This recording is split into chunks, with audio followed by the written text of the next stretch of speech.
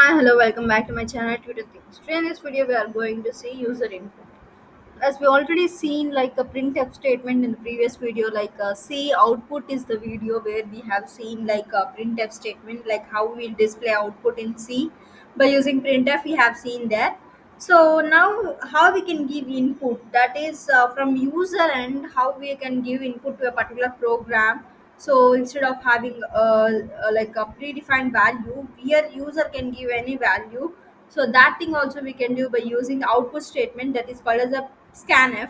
So similar to printf as an input function, we have output function as a scanf function, we called as a input function, that is user input, how we can give by using this. So here you can see this program. To understand better, we have an integer variable that will store a number type. So that is integer, int num is there, and you can ask the user the type of a number.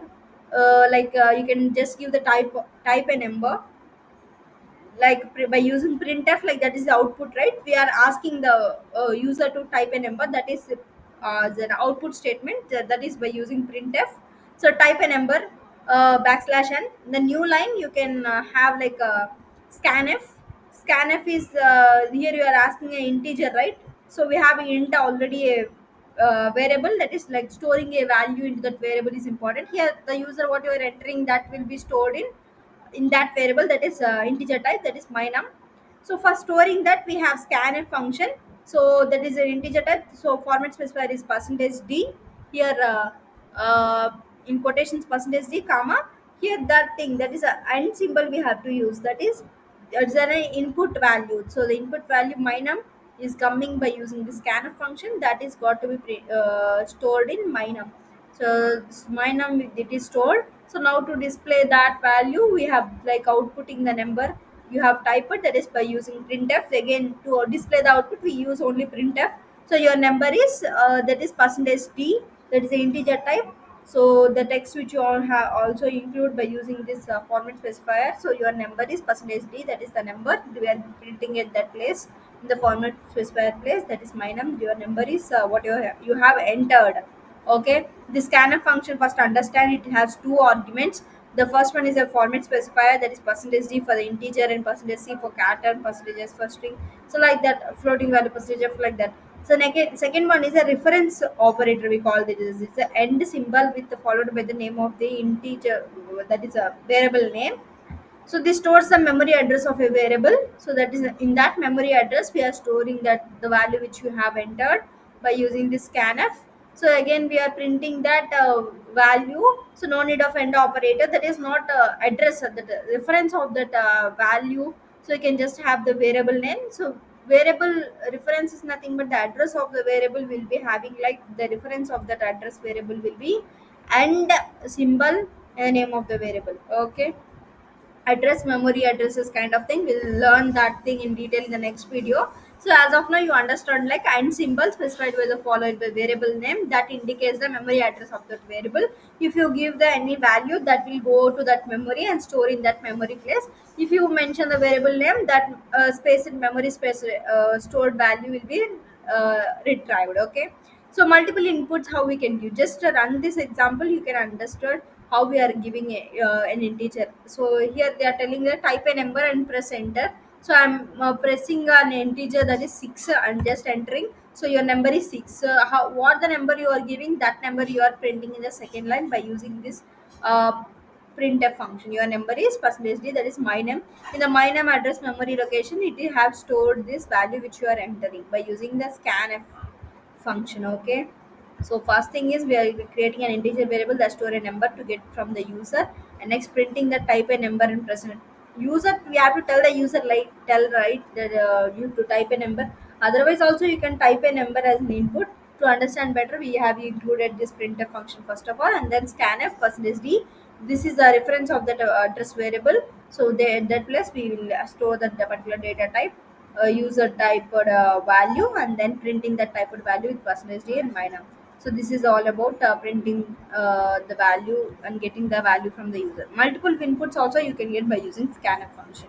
So one after other, like cat value and integer value I have created here, and asking the user like type a number and a character also, and press enter. So you have print type two numbers, that is one is two things, that is one is integer and one is character.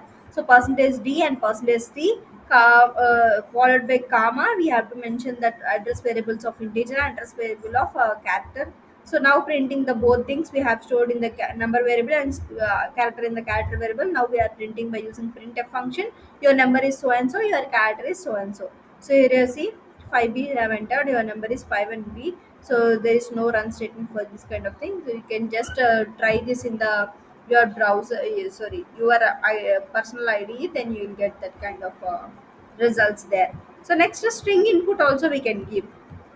String input also we can give, just like name kind of thing.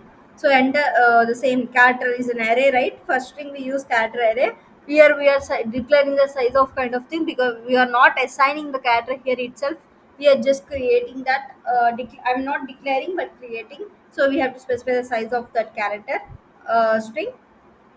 Next, asking the user to enter your first name, and he have entered some name, so which is of a string type. So percentage yes, we have to use as a format specifier, and then printing the first name. Here you can see there is no what we called as a end symbol. So why that is missing means, like when you are working with strings, you have to specify the size of an array, which will be used high number like 30 in our example, but at least we can certain store certain characters for the first time, and we don't have to use a reference operator as with the character array, right? So already we are using character array, so no need to specify the address of that, it any address. So it will be like line wise it will be stored, so no need of end symbol here. That thing we have to remember while you are dealing with strings, that is a character array. As an input character we no need to have that. Your first name they are asking to enter, that is John, I'm entering just. So now you click on enter. So hello John is coming here. So hello and percentages, which is first name, we are printing with printf statement class. So percentage yes, we have to specify in scanf as it is a format specifier, comma first name. So no need of dollar like end symbol. It is no need to specify the reference here. So that is enough. Like we are having like already giving the declaring here a variable size, that is nothing but it's already allocated the memory. So that memory itself, it will going to store uh, as a first number. So in that memory itself, it will line wise it will take. Okay. So see, if you use that end symbol, it will throw an error, because it only prints John. Um, Type your full name. They are telling the full name will be, if you give like um, John Dio, it will give only John. Empty spaces will not consider. So that's why working with strings, we often use a fgets function to read a line of text. So that is the thing. See, if you have any like full name, they are, if you have given only first name in the John is an in this example. If you have given like it is unable to read, actually it's unable to read other thing. If I refresh this page, see, I'm getting this John and John and Y. Sorry, I'll give Y John. So hello Y only getting. The first name is only getting, because it will not consider the empty spaces. Scanf will not able to read the empty spaces. To read that empty spaces also, we should need that, we should not able to read by using scanf function. White spaces or tabs, etc., terminating characters we don't able to use. So display that thing also we have to use is fgets function is there in C language. So by using that fgets, we can get read the empty line characters also. Fgets full name, the size of full name, like this we can use. Scanf function gets only single word as an input. If gets get multiple words, to get multiple words, single character, or including multi empty spaces also, to read that we use fgets. So fgets is a function to read out a line of text. Note that it should include the following arguments also by using fgets. So first is the name of the string variable we have to mention, and then size of the string name we have to mention, and then stdin, that's an input. As an input, the function gets what you have to get as an input, size of that variable, and the next variable name. So these three things we have to mention with fgets function. So first is the type name. We are telling the user to type the full name. So next, printing the full name. Between these two statements printing, we have taking the input from the user by using fgets function. We should have three arguments, that is full name, size of full name, and stdin. So now we are getting the expected output, that is John Y or John Doe. What we have, like, see, hello John we are getting. In the previous example we are not getting that, only Y John is getting. So now John Y is also getting. So that is the difference between fgets and scanf.